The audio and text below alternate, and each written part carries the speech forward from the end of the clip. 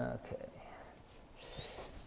I'm sorry, this is going to take just a minute, so I'll just start ad-libbing to introduce it.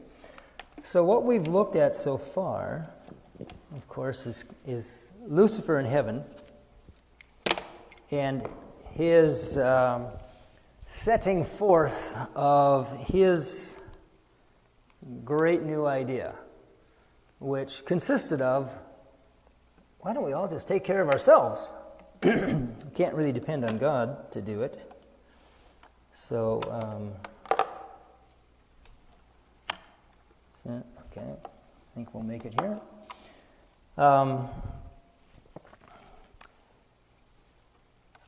And that was a new idea. And he kind of created havoc in a lot of ways.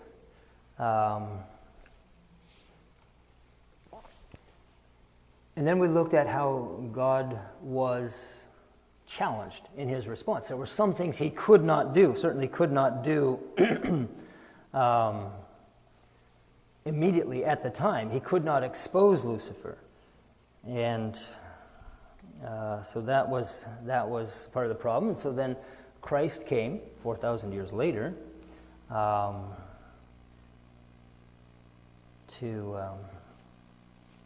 okay. We'll get this going here. Sorry. Somehow the system messed up my thing, and I had to reboot it, and I didn't get all the other stuff back up. But we're getting there.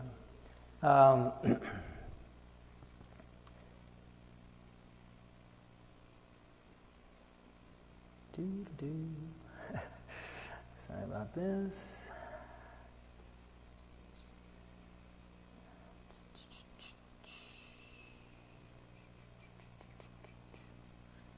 Okay, that's awkward. We're getting there. Oh, it should be under localized.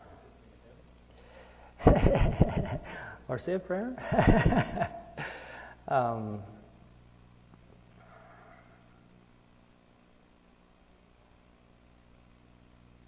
this is craziness.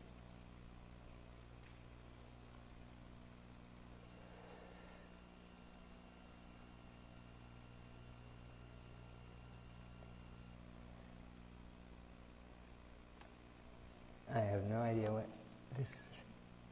Let's try this one. Let's try that one. Let's go there. Okay. There we got one. Okay.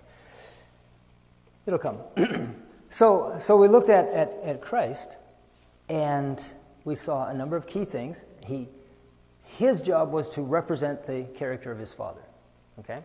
And that was the divine answer. There was really only one weapon in the divine armory to respond to Lucifer's accusations. And it makes sense when you stop and look at it, because the accusations of Satan were all, in one way or another, founded on a misrepresentation of the character of God. And so to clearly, completely, accurately represent the character of God would just undercut all those foundations in one kind of fell swoop, as the saying goes.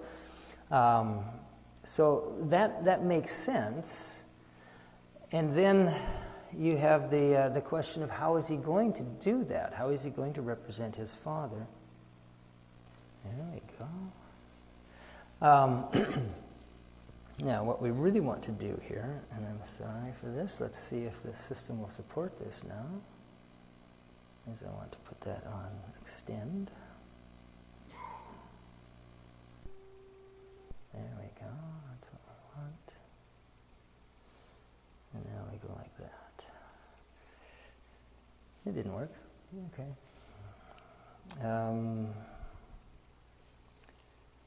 Yeah, this is not a problem I normally have. I don't know why we are just getting so much grief here out of this.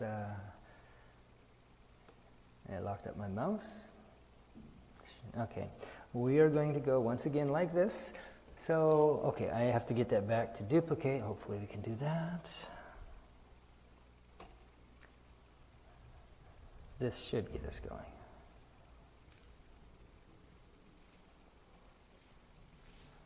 Oh, craziness. Okay. saying a prayer might not be a bad thing. Okay, I want to duplicate. Something, when I plug into that, it makes my mouse disappear. And we're going to sing a hymn. Will you work on the technology? How's that sound?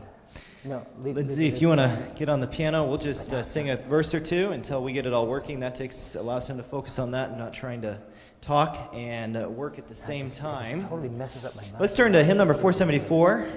Take the name of Jesus with you, child of sorrow and of woe. Hymn number 474.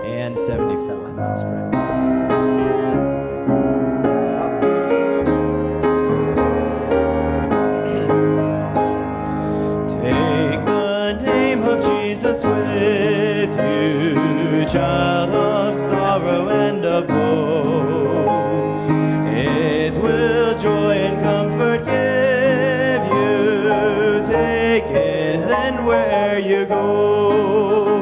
Precious name, oh how sweet, hope of earth and joy of heaven. Precious name, oh how sweet,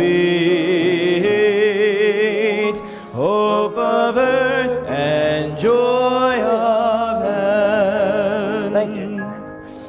Okay, singing drives the devil back, Ellen White said once. Okay, so what we're doing now is we're building on our understanding of first, I'm doing a little air diagram here, the principles of Satan in heaven. 4,000 years later, the principles and techniques, or tactics, or practices of Christ, 4,000 years afterwards. We're jumping down now about 1,800 some odd years to a guy by the name of Kellogg. This would be Dr. Kellogg, and surely any Adventist in Michigan has heard of Dr. Kellogg. In his life, we find amazing illustration of both the principles of heaven and the principles of Lucifer. So we're looking at what I would refer to as the good Kellogg tonight, and tomorrow, I think it's tomorrow, we look at the bad Kellogg, okay? So notice the line underneath there, lend to the Lord. That's actually a very key thought, and we'll see how that ties into it here. So let's just jump in and get a little setting of things here. So October to November 1888, there was a ministerial institute and then a general conference session held at Minneapolis in Minnesota. Of course, this is the 1888 general conference session. Jones, Wagner, 10 Horns, Righteousness by Faith, Law and Galatians, Butler, Smith, that whole thing, right?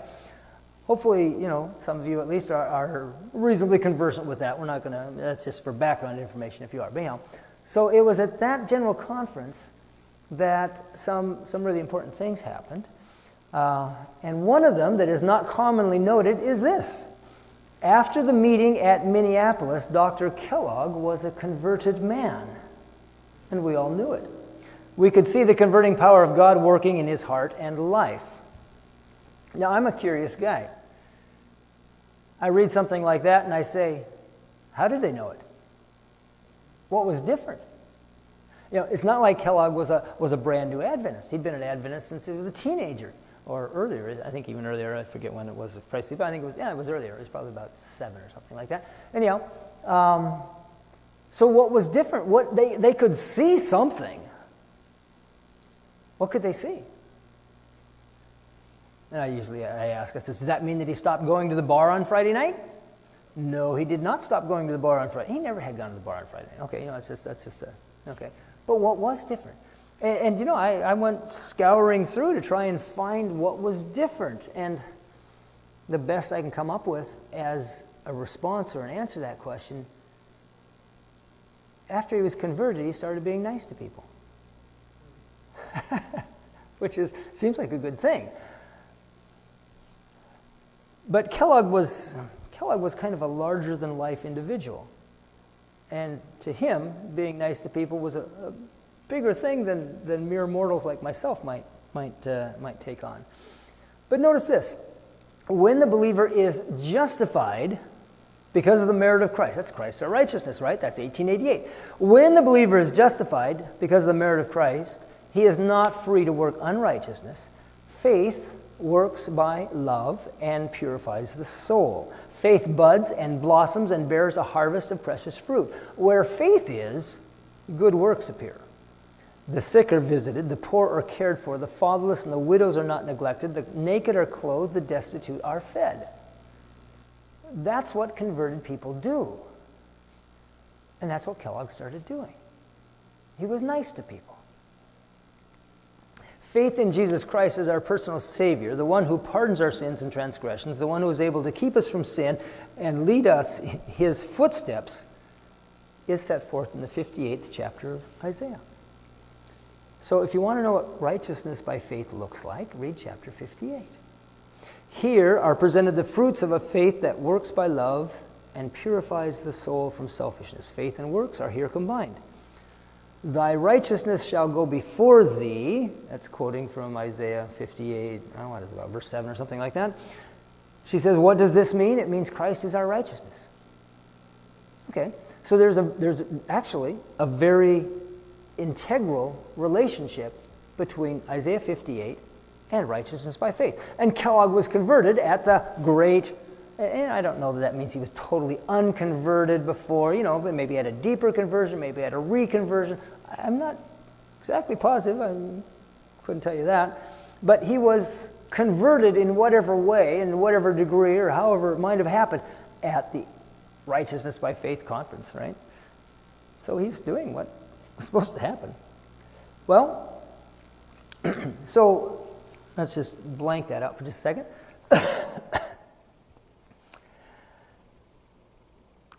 So he said about trying to figure out how to be nice to people. And as I said, he thought on a larger scale than I did. And so in the summer of 1890, he approached Ellen White. And he said, Sister White, I've been thinking, would it be proper for us to put up an orphanage? That's a major project. Like I say, it's bigger. He thinks bigger than I do, but he said, would it be proper for us to put up an orphanage? I've done a little research, and there are a lot of orphans because, Adventists are dying. Some of them are not being cared for, even by Adventists. Some of them are living on the streets. Some of them are in county poorhouses. Some of them are in Catholic orphanages. Should we put up an orphanage? And her response was positive in regard to that particular thing. She would write of it later on. And she said, I had some conversation with your physician-in-chief recently about putting up an orphanage. I told him that, yes, this was an excellent idea, and we were years behind in this sort of work. Now, what we don't know precisely, and it would be really fascinating to know, is exactly what Kellogg said when he talked to Ellen White and how he presented it. Because it turns out that there's all sorts of different ways a person could envision an orphanage. Are we talking about an orphanage particularly for orphans of the Seventh-day Adventist Church? Even, maybe just the orphans of Seventh-day Adventists in Michigan. Maybe they should have another orphanage over there, someplace else, another one over there, because maybe there are orphans out there, and maybe we should take care of them. That's one way of looking at it. On the other end of that spectrum is, should we establish an orphanage to care for every orphan on the face of the earth? That became an issue later on. So we don't know exactly what Kellogg said or how he said it in his pitch, so to speak, his proposal to Ellen White. Whatever it was that he said at the time, she responded favorably to, and did include a lot of cautions along with it. And that's an interesting story that we'll come to later on. Okay, so that was summer of 1890. There was a general conference in 1891, and Dr. Kellogg went to that conference, and he made a formal proposal. Mr. Chairman, I move that we establish an orphanage in Battle Creek. Here's some of his comments in that regard as he was leading up to his formal motion. He says, I've given quite a good deal of thought and study to this subject, it would be the care of children. My wife and I have given considerable attention to this work for a number of years. We have been planning to raise 40 or 50 children ourselves. Just as soon as we get any money, we will invest it in children. I have done that for several years. Every single dollar that can be saved from other necessary expenses goes into the education of children. I do not believe we have any right to accumulate money. I think as long as we are well and have God's blessing upon our work, it is our duty to spend what we earn in God's work. I do not believe that in this age any man has a right to accumulate money. Well, he said, quite a bit more, of course, in his little speech there, but whatever. Now, there are two things that normally catch people's attention in these little excerpts that I provided you with. The first one is the whole thing about, where is it here? Yeah, 40 or 50 children. Where is it? On this side. There we go, 40 or 50 children. That seems like a pretty high number. The other thing that catches people's attention is this thing about no right to accumulate money. That seems a little foreign to our thinking, frankly. Was he serious? I mean, did he mean this stuff, or is he just yakking up there? What's going on with this? Well, I don't know a lot about his bank account. I can tell you that he and his wife raised majorly, if not completely, I think it's 42 children. They adopted, 17, and the other 25 would be roughly what we might call foster children, or something of that nature. So he was pretty serious on the 40 or 50 children part. I can tell you that he never accepted a wage from the Battle Creek Sanitarium. He made his money off of the books that he wrote. Whether he accumulated money from his books and other business ventures and things, I don't know. But it's an interesting thought, and just kind of hold that in mind because we'll touch back to it later on. Dr. Kellogg, well, let's see.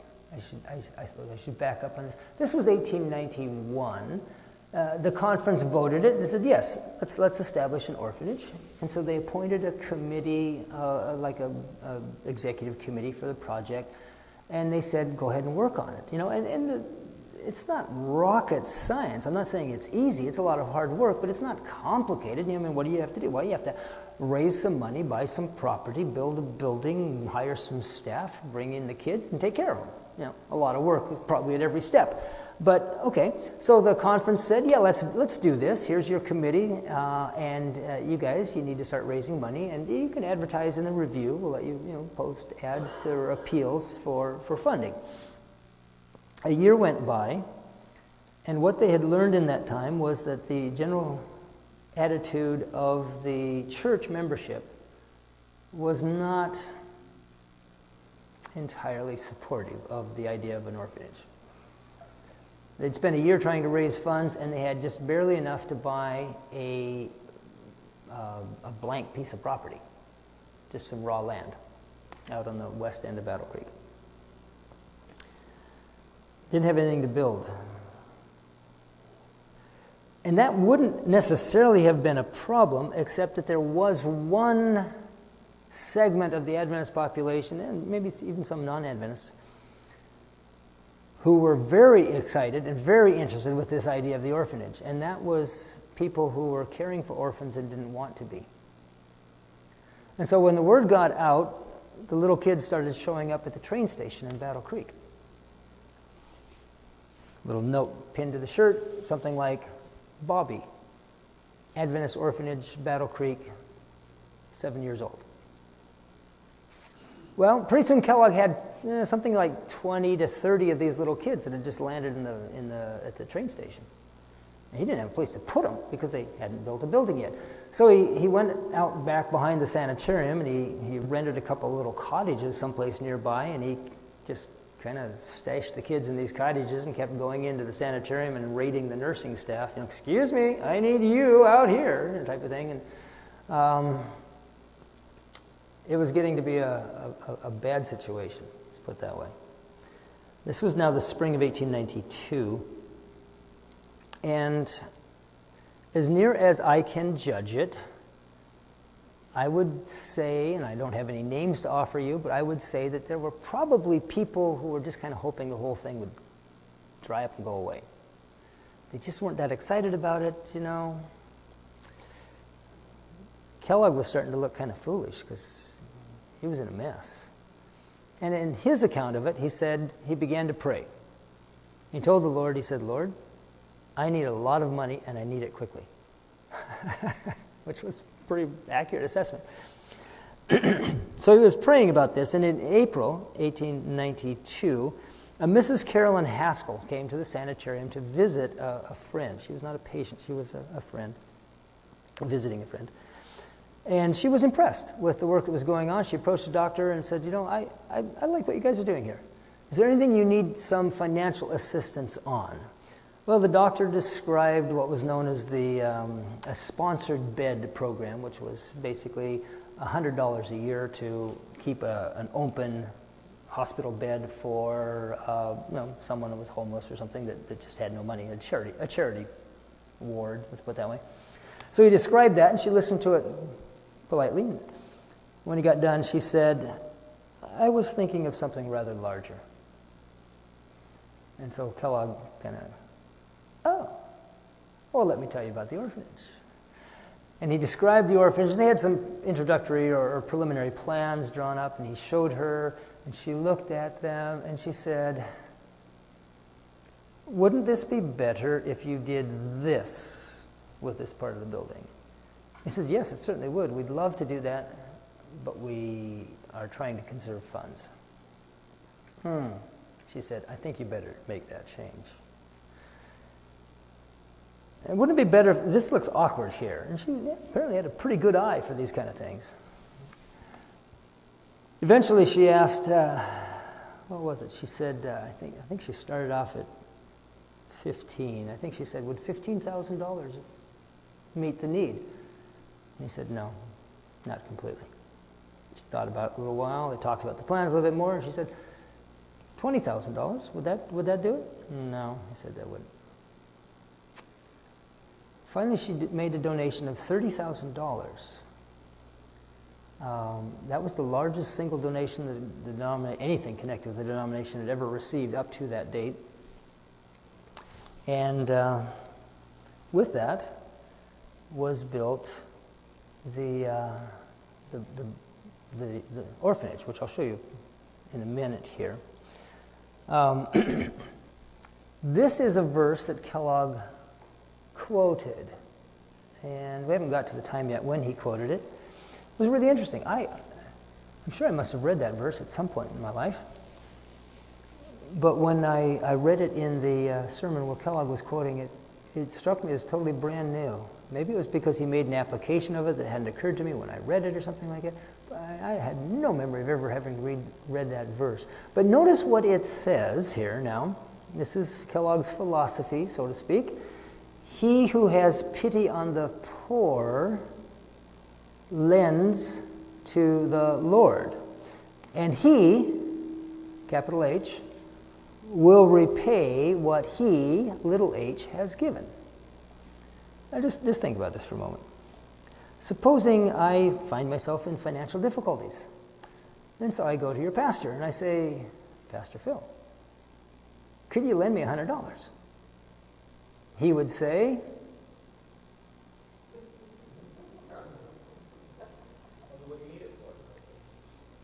man, how can we help? That's what we like. You could lend me $100. That's how you can help.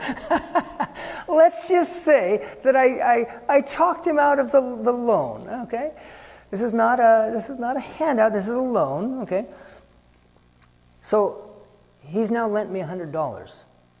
What does that do to the relationship between him? I now what? I'm obligated. That's a very dignified way of saying it. That would be Latin. The Anglo-Saxon equivalent would be, I owe him. Okay? I'm in his debt. I owe him now because he lent to me. Now look at the verse again. he who has pity on the poor lends to the Lord. Who owes who what now? God owes me. Did you ever think you could have God in your debt?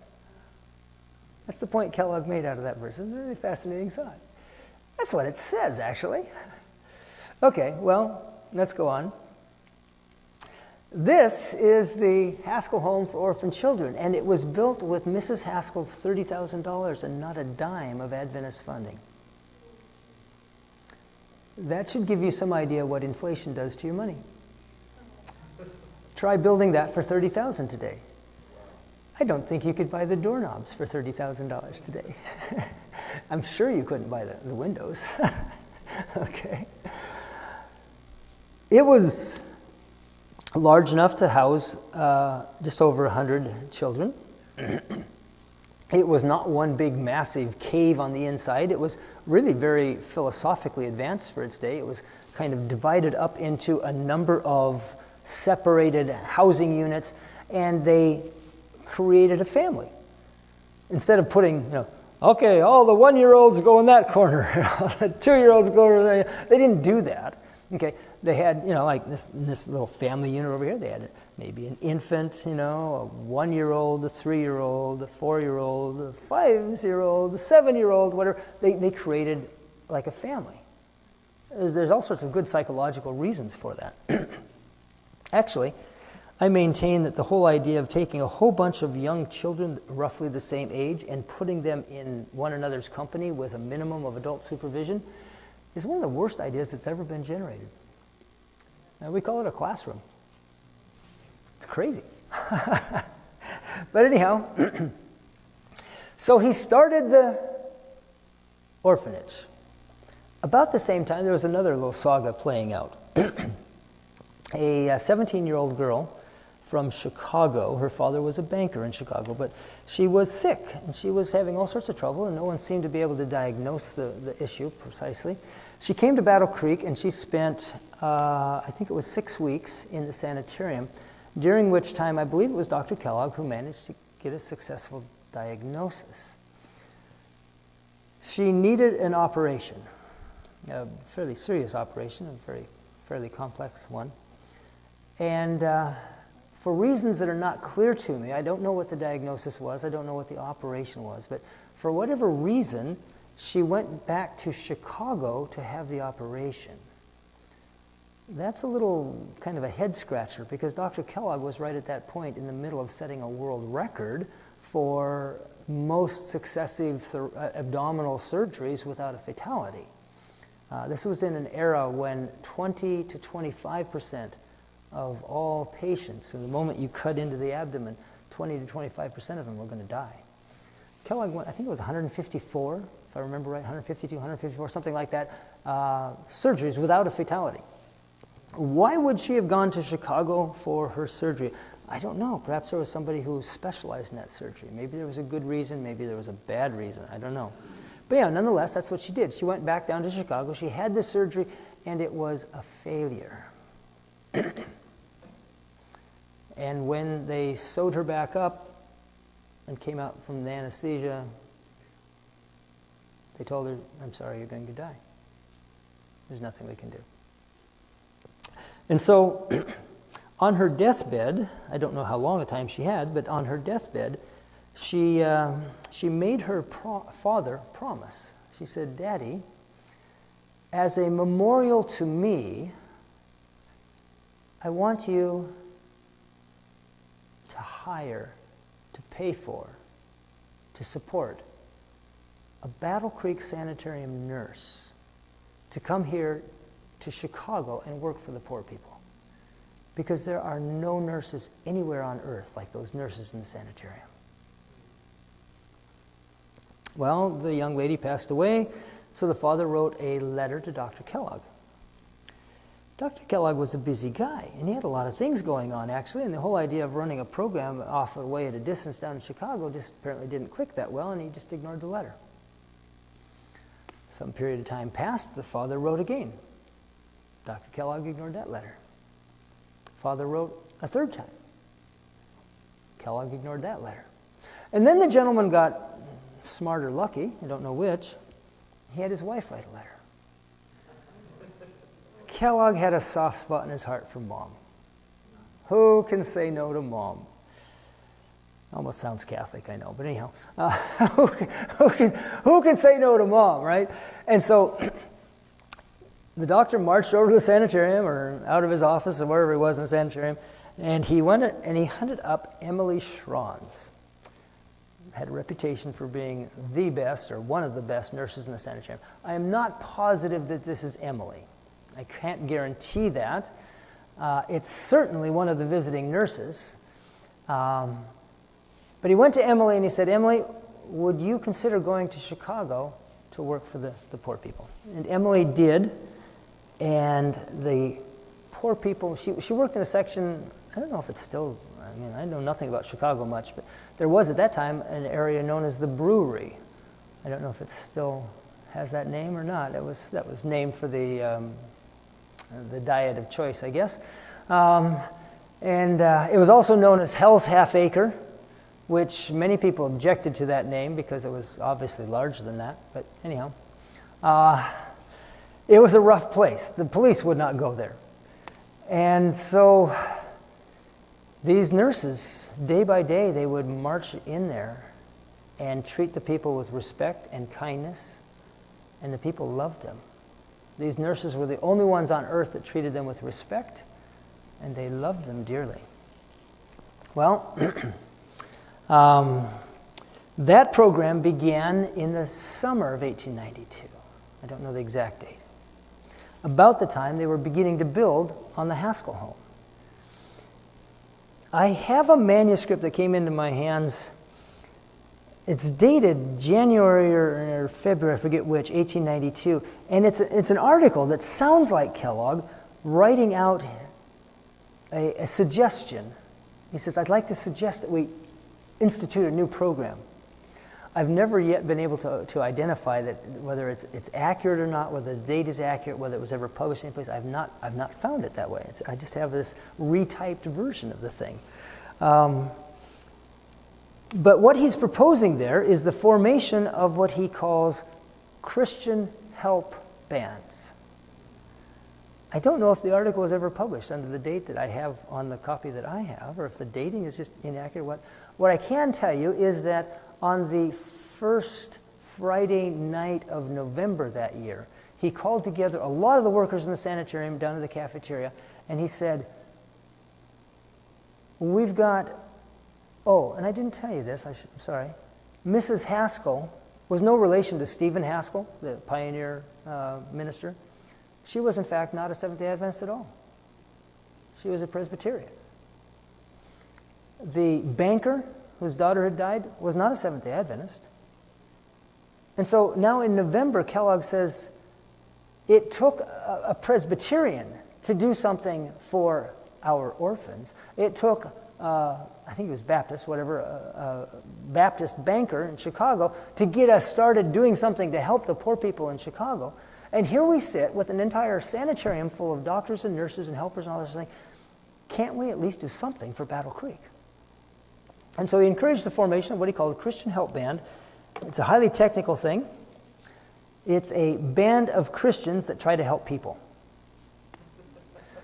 And so the formula for the original Christian Help Band was one leader, two mothers helpers. These would be middle-aged women who went door to door in an assigned area of town, visiting every home, finding out, are you well? Do your children have adequate clothing for the winter? Do you, is somebody, are you trying to find work? Did you lose a job? Are you hungry? Do you need food? Are you starving? There were some tough, places going on. So that was the mother's helpers. There were three young gentlemen with no particular other qualifications required. They were known as burden bearers, and their job was to move stuff from here to there, and back again probably sometimes. There were two nurses and then a Bible worker. So there were 9 on the team. And that Friday night in November 1892, they formed Christian Help Band number 1. It's interesting, the leader was an Australian by the name of A.W. Simmons, who had come over to Battle Creek to take a nursing course. He was the leader of Christian Help Band number 1, and his own life story is a fascinating one from there on out, and it serves really well to illustrate a number of things, but I can't go into that in the moment. So the Christian Help Bands were started in November 1892. Something else really important happened that month. A little bit later, November 22, 1892, Ellen White wrote in the review. Now, it's interesting, she was in Australia. That means she had to write this probably a minimum of 6 weeks before, just for the boat to get over here with her manuscript. She wrote this: "The loud cry of the third angel has already begun in the revelation of the righteousness of Christ." Now that created a bit of a stir, as you might imagine. If you remember your eschatological chart, the loud cry is something that happens just before the second coming, or just before the close of probation and the plagues and all that stuff, and then the second coming. Okay. That statement came out in late November 1892. A couple of months later, in January, February, what are the dates? I'll get them here. Yeah, January, end of January, into March, there was a ministerial institute and then a general conference session. So all these workers come back to Battle Creek just a couple of months after the statement comes out. The loud cry has begun. It probably created a bit of a buzz. I mean, I hope they were impressed with it. Elder A.T. Jones presented a 24-part series of studies on the third angel's message, which went from start to finish through that session and was built largely off of that idea that the loud cry has begun. And that series has been reprinted at least 3 times. It's excellent material. I encourage you to read it if you have any interest in the third angel's message or righteousness by faith or 1888 or Adventist history or whatever else. It's good stuff.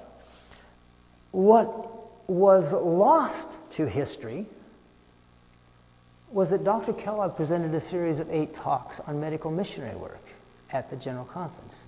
And I say lost to history because they were not included in the General Conference Bulletin. This is unusual. Everything's included in the General Conference Bulletin. The only reference to these talks that can be found in the 1893 General Conference Bulletin is actually on page 1, where it's discussing the general features of the program, and it says, Dr. Kellogg will give a series of talks on medical missionary work in the afternoons. But beyond that, there's not a word. It's a long story, actually, that spins out over a 28-year period of my lifetime. The Lord set things in place in being down through a whole series of, like I say, 28 years. But in 2010, a copy of some of those sermons that Kellogg presented came into my possession.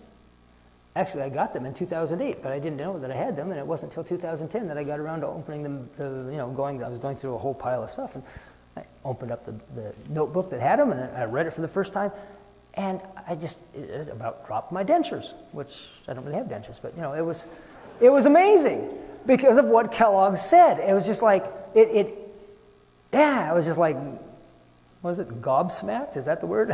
Whatever it was. It's impressive. So let's take a look. If we can make things work here. There we go. So I got hold of 3 of the 8. I didn't know there were 8. I just had these 3, and they were amazing. And I said, "Is this real?" I mean, I saw that they were dated. I knew they came right in the middle of the General Conference session. I went through.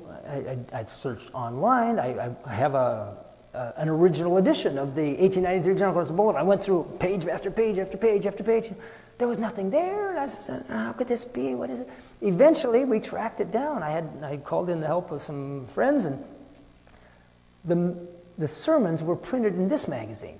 They were not printed in the 1893 General Conference Bulletin. They were printed in this magazine, the Medical Missionary magazine, which was Kellogg's magazine. It wasn't a denominational magazine per se. It was from the sanitarium, which was a separate business interest, in legally speaking, okay? Notice at the top it says extra number 1. That complicated things. I mean, actually, Google Books had quite a few of these medical missionary magazines, which I could download. I downloaded the whole series from 1893, but there was nothing in them because it was in an extra, and Google didn't happen to have the extra. Eventually, we tracked down the extra. This is what it says on the front page. This number of the extra is made up, except when otherwise stated, of addresses delivered before the Institute in the General Conference by Dr. John Harvey Kellogg. It should be further stated that these extra numbers of the medical missionary will be sent to all subscribers to the General Conference Bulletin, which should have contained the same matter. But the funds raised for the publication of the bulletin having been exhausted, the publication of the report of meetings and other matters pertaining to medical missionary and benevolent work was undertaken by the medical missionary. I don't want to be harsh, but that ain't true. There's just no way that's true, okay? Because the General Conference Bulletin is not published as one big thing. It comes out in installments. And Kellogg's first talk should have come out in the 5th installment of 24, I think it is, in that particular year.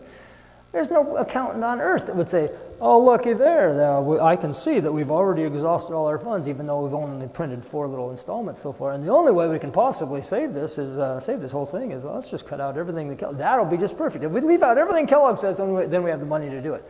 There's nobody in the world that could say that. Somebody decided not to print Kellogg's stuff. It just vanished. It vanished so much that Willie White didn't even know it. The beginnings of Christian help work under this name date from about the year 1893. Although the printed addresses of the 1893 General Conference include no talk by Dr. Kellogg on this phase of gospel work, there was something said. For the 62nd resolution of the General Conference reads as follows and mentioned something, okay? Willie was in Australia too with his mom. He wasn't at the General Conference session in 1893, so he didn't know that Kellogg had spoken. And, I don't see anything in the bulletin. Okay, so why weren't they printed? Here's my guess. He'd stepped on toes in 1891. How did he step on toes? I think maybe this passage. This is what he said in 1891. He was asked to give a description. I don't want you to read that yet. He was asked to give a description of the history of medical missionary work and health work and whatnot in the church. And he started off by saying, Ellen White had this vision in 1865, and it was accepted, and for probably 10, 15 years it was well received, and people were enthusiastic about it, but then it kind of began to drift away. And so this is what he says here. The backward movement continued, however, until it seemed almost like a stampede. Men and women who had for years testified to the great benefits received from the adoption of health principles suddenly discovered the health reform did not agree with them. That 2 meals a day were insufficient to support a working man, especially brain workers who need more nourishment than those who use their muscles only. Sarcasm implied there, right? They found that good beefsteak was necessary for good health, that good cheese was essential to good digestion, and a cup of strong tea now and then to relieve sick headache, not particularly objectionable, and possibly of service as a preventative. Okay, this is heavily, heavily sarcastic. Unless you're, I hope you're not missing this, okay? It goes on. The provision stands and boarding tents at camp meetings ceased to be object lessons for our people and those not of our faith in healthful dietetics. The camp meeting provision stand in the last decade has rarely failed to include in its stock a good supply of lard, crackers, ginger snaps, baker's pies, and cakes of various sorts, dried beef, smoked halibut, salt codfish, smoked herring, painted candies, and unwholesome knickknacks of various sorts, a good supply of cheese ripe enough to be buried and lively enough to move on if not kept in a cage, and in the background might usually be seen arranged in a picturesque manner sundry coils of sausage, warranted, however, to be bologna, as I have frequently been told, which is a guarantee that the article is not Simon pure swine's flesh, but a miscellaneous assortment of all manner of beasts. Now, sarcasm does not necessarily have to be even exaggeration. It might have all been true, but there's a way to say some things. And that may not have been the way to say what he had to say on the subject. I think that may have had something to do with him not showing up in 1893. However, what he said in 1893 was terribly important. What did he say? Well, he spent the first Two sermons, actually. All he was trying to do was to validate the idea that as Christians, we should be doing good works. Oh, now that's like a really practical, heretical thought, isn't it? No, he spent two sermons just trying to validate. They start off with verses. Command those who are rich in this present age not to be haughty, nor to trust in uncertain riches, but in the living God, who gives us richly all things to enjoy. Let them do good, that they be rich in good works, ready to give, willing to share, storing up for themselves a good foundation for the time to come, that they may lay hold on eternal life. Now, this is an interesting verse, because God gives us all things to enjoy. Yeah, that's nice. And then he talks about giving them away. How can I enjoy something if I've given it away? And the point is, it's the giving away that's the joy part. It's more blessed to give than to receive. We are to take continually from God, to give continually to others. That's the law of heaven. That the man of God may be complete, thoroughly equipped for every good work. Those who have believed in God should be careful to maintain good works, and let our people also learn to maintain good works, to meet urgent needs. Okay? This is another one of those appositive structures set off by the commas, right? I kind of like it. It helps to define what's Paul talking about here. When he talks about good works, I think that's a pretty good example of it. Maybe not the only one, but to meet an urgent need, that's a good work. That he might redeem us from every lawless deed and purify from himself his own special people, zealous for good works. We should be out there beating the bushes to do good works. That's what Kellogg was saying. In 1 Corinthians, Paul exhorts us, be followers of me, as I also follow Christ. Peter tells us, he left us an example, we follow in his steps. Peter then tells us that he went about doing good. It is evident then that if we are Christ's servants, if we follow Christ, we must also go about doing good. We are not to wait for the opportunities for doing good to come to us, but we must go about doing good, seeking opportunities to do good, to help the needy, to bless and comfort the sorrowing, to uplift the fallen. We must search them out, not wait for them to hunt us up and move us to action by our appeals. We are not to be narrow in our charities, for Paul says, let us do good to all men. It is true, he adds, especially unto them who are of the household of faith, but this does not excuse us from doing good to those who are not of the household of faith, for he says, all men. And certainly, we cannot hide behind this apology, for we have not been good even to those belonging to the household. Ooh, what's he talking about? Who had we not been good to? The orphans. And, incidentally, the aged ministers. That was another category that Kellogg originally wanted to work with. Mrs. Haskell gave the money for the orphanage, and so it came to be known only as an orphanage, but Kellogg was interested in the other as well. For years and years, we have been well able to furnish a home for the aged, the infirm, the homeless, for poor widows, worn-out ministers, aged pilgrims, and helpless children, members of our denomination, old pioneers in the cause who gave liberally of their property in the early days when the work was just beginning, and whose faith in the truths which we profess has led them to put all their earnings into the cause, instead of hoarding up a competency for themselves. All these worthy and deserving ones who appeal to us on fraternal as well as humanitarian grounds we have neglected in a manner which has become a denominational disgrace. And yes, Dr. Kellogg was homeschooled, and yes, that is one sentence, and it's perfectly grammatical. Those boys knew how to write back in the day. Okay, that is a single sentence. I tried to get to it all on one breath. I couldn't quite make it. Okay. A denominational disgrace. Wow. And here's another word in here that's interesting. What is this word here? What would we say? What's our synonym for that word? Excuse me. Yes, a competency is what you would build up over a lifetime of labor, saving it away, and it would be competent to keep you alive when you couldn't work anymore. Today we'd call it a retirement fund. Retirement fund, yes, okay, a 401k or something else. These are people that followed Kellogg's comment 2 years before. They did not accumulate wealth. We as a church have an obligation to care for them. They are our family.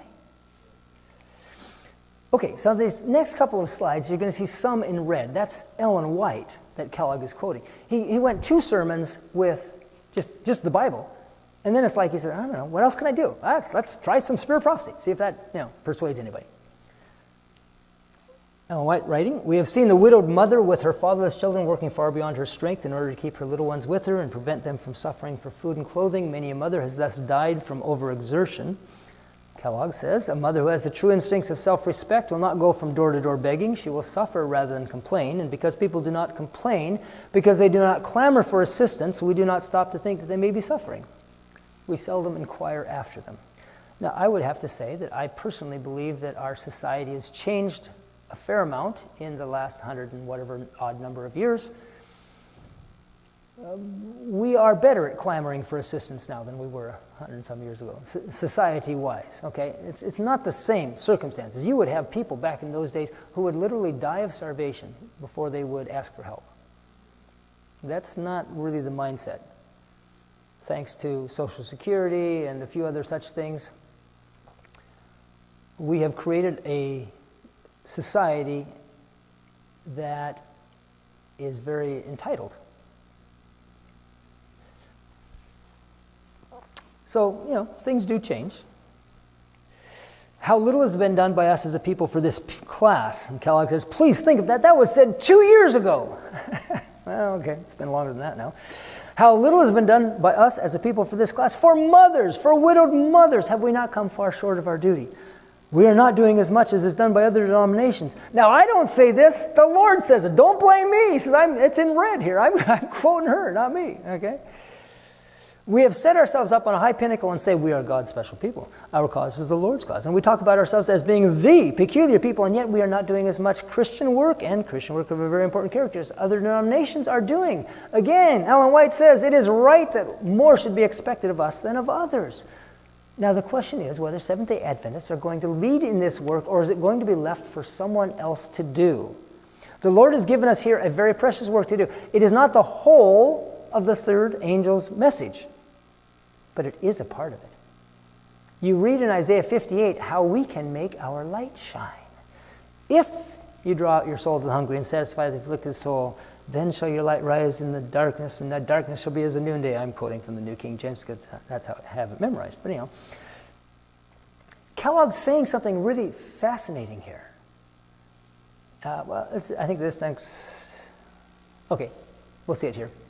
He quotes Ellen White, when the advocates of the law of God plant their feet firmly upon its principles, living out in their daily lives the spirit of the commandments and exercise true benevolence to men, benevolence just means trying to help other people, then they will have power to move the world. He quotes Ellen White, and then he says, we shall never have moral power to move the world.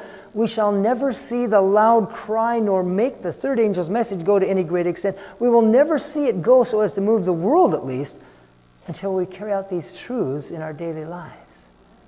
He's saying something really fascinating here about the loud cry. We cannot get moral power to move the world until we get to where we will do what the Scriptures and the testimonies say we must do. We have not done it yet. We have waited for outside people to come in and build our orphans' home. The Lord may be ready to start the loud cry, but we are not ready, for we have not done our part, and the Lord is waiting for us to do something in the direction of good works. If we want the loud cry to begin, brethren, that is the place where it's going to begin. The loud cry is going to begin with our doing the things that the Lord in this chapter, Isaiah 58, says come before the loud cry. So he says we must afflict our soul. We must draw out our soul to the hungry and satisfy the afflicted soul. He says if we will do this, our light will shine. I'm just going to skip that for now. If the loud cry has been begun by our people, it must be because we have just begun to do a little in the way of letting our light shine. In the last year, they'd started the orphanage, they started the visiting nurses program, they started the Christian help bands. Kellogg had started all three of those. That's the little that was being done to let the light shine as per Isaiah 58. But we have done so little in that way that it seems to me that before the loud cry will make any great noise in the world, we will have to let our light shine a great deal brighter than we have ever yet done because the works come first. The light must shine through these good works before we can be called the repairers of breach, restorers of paths to dwelling. For that promise comes after all these conditions, you see. 2 months after Ellen White says the loud cry has begun, I wish Kellogg would let me edit some of his wording. There are a couple of places where it almost makes it sound like he's contradicting Ellen White. It's like, she said, the loud cry has begun. He says, no, it hasn't begun. No, he's not really saying that, please. Kellogg had a reputation at that point for being the strongest believer in Ellen White in all of Battle Creek. Okay, he was not picking an argument with the spirit of prophecy. But what he's saying is, if the loud cry has begun by our people, it must be because we have just begun to do a little in the way of letting our light shine. And it's certainly true that, the only one who knew the loud cry had begun was Ellen White. Okay. The rest of the church hadn't noticed, and it certainly wasn't on the front page of the New York Times. Okay. That was amazing to me. I don't know, are any of you familiar with the whole questions about 1888? Any of you recognize the name Robert Wieland? Okay. Elder Wieland was a Churchill relative of mine. And the last time I had any discussion with him, we talked about the loud cry. It had started, but then somehow it had died. Ellen White says it was smothered. And the question was, how do we make it go again?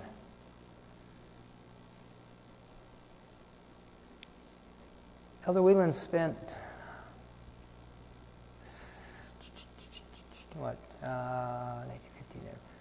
60 years trying to answer that question. How do you make the loud cry go? And the last words he said to me on that topic, he said, well, Dave, if you ever come up with something other than just theology, let me know.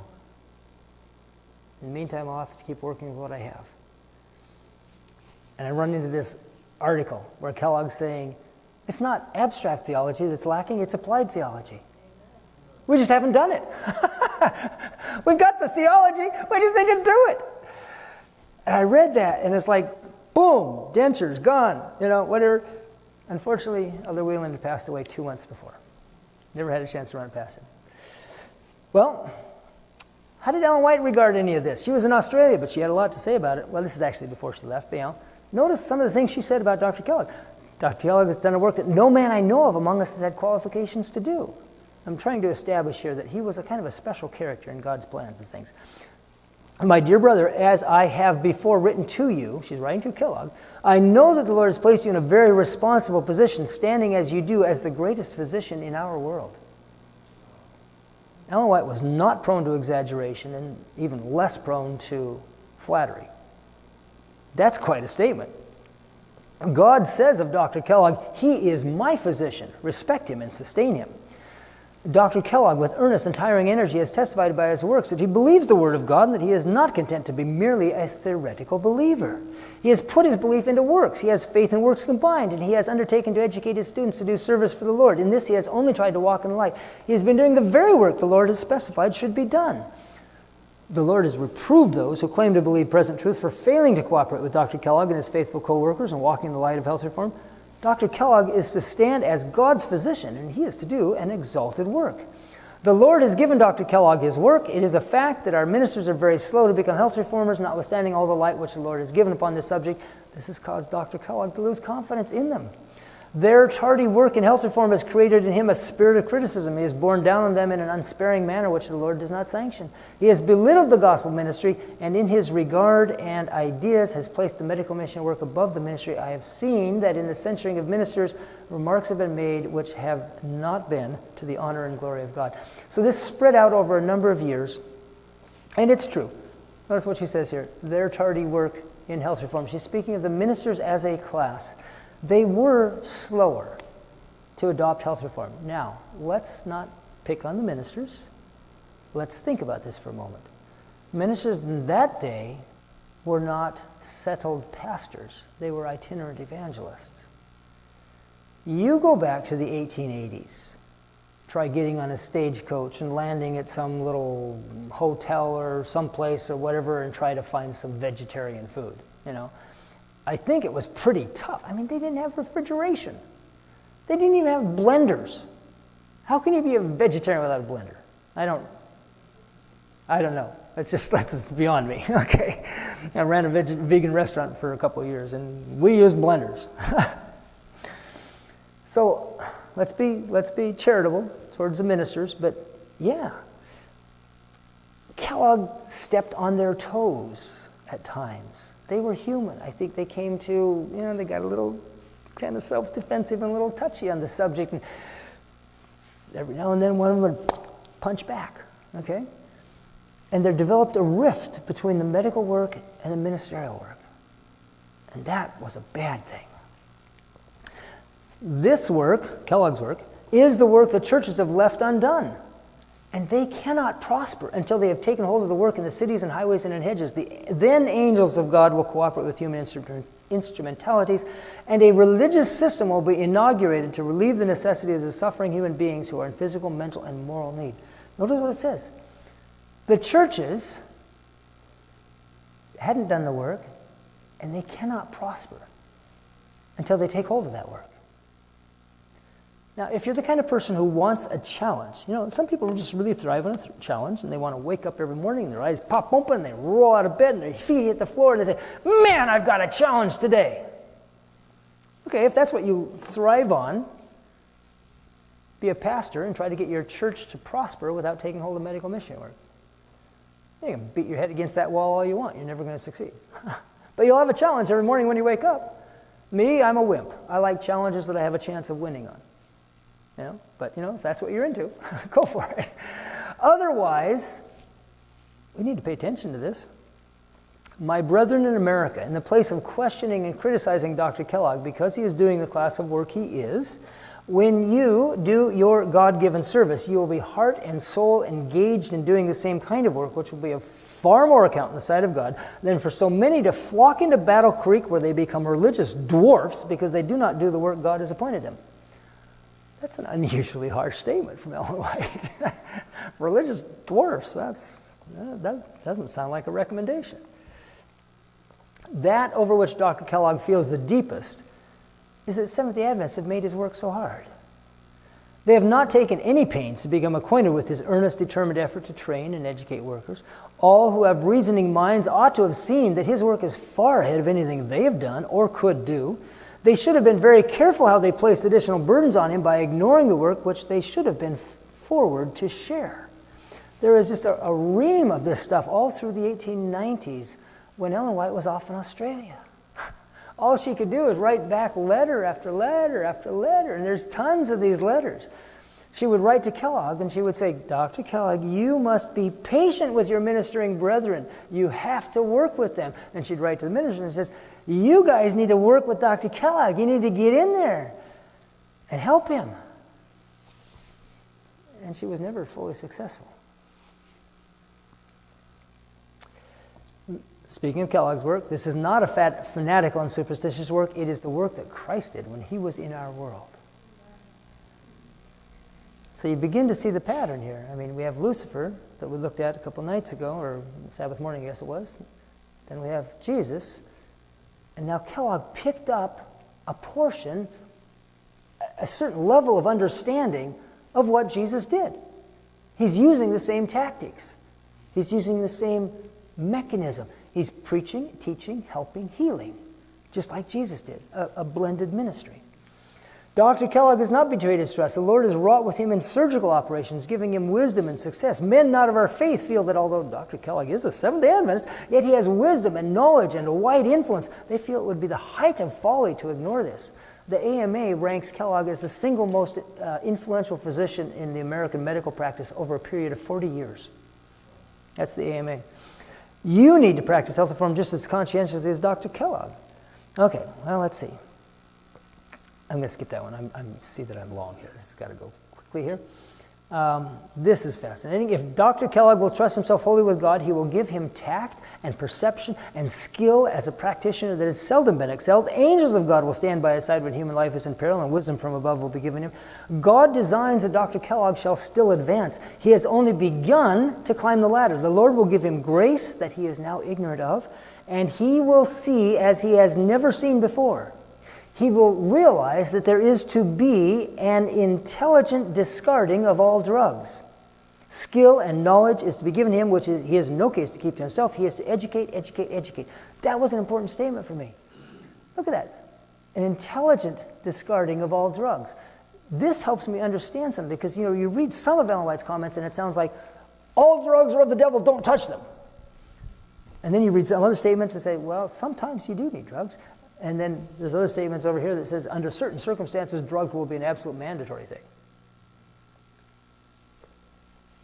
Well, that seems confusing. It's confusing because Kellogg didn't complete the course that the Lord had for him. And incidentally, when is it intelligent to discard a given drug? When there's something to replace it. Yeah. Let's not be going off of, insulin just for the jollies to see how it works. Okay? You can maybe do that. Diabetes is one of the best. I think diabetes is a I don't want to say this wrong.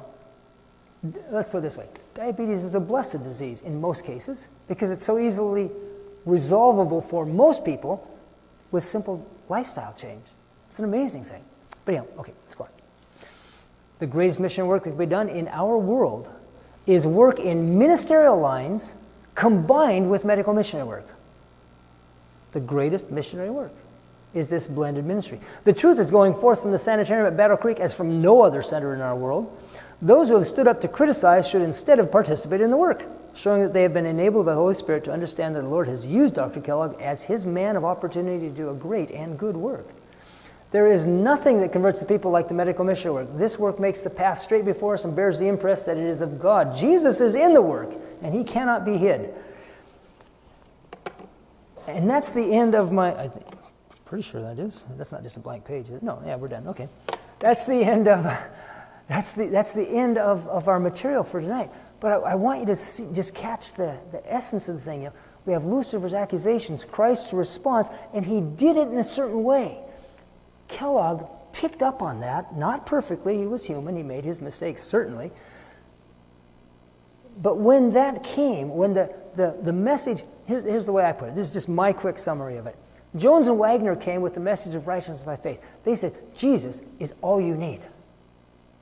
Jesus is everything. Jesus is the fullness of the Godhead bodily. You have Jesus, you have everything. Righteousness by faith. You have everything when you have Jesus.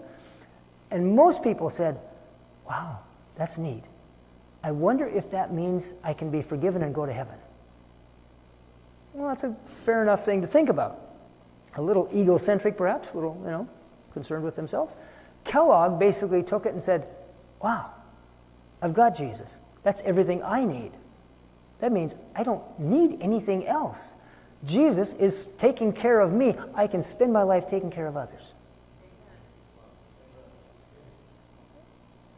I don't have that in his words. I'd love to find that in his words. But that's just my quick summary of basically how it happened. So the theology of Jones and Wagner was important. But the application was important too. And when he got the two together, he had the beginning of the loud cry. And we'll stop there.